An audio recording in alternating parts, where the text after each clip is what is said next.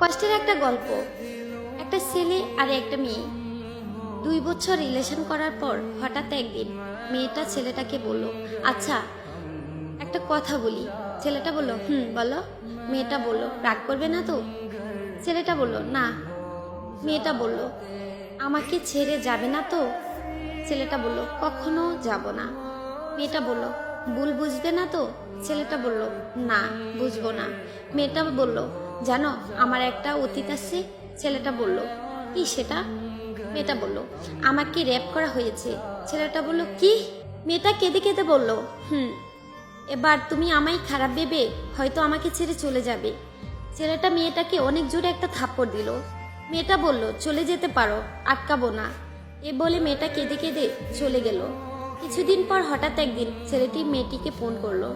মেয়েটি বলল, হ্যালো। ছেলেটা বলল, একটু দেখা করবে? মেয়েটা বলল, কোথায়?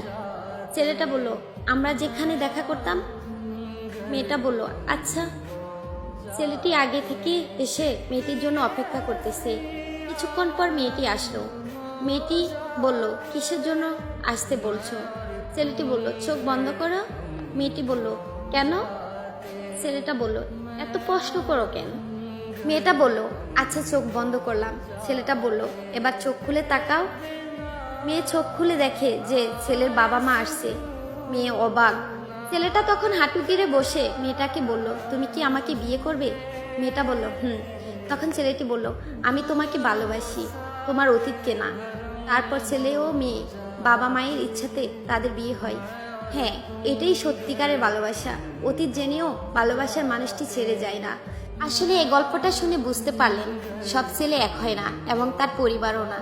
ভালোবাসতে জানলে ভালোবাসা সুন্দরবন, ভালোবাসো মন থেকে।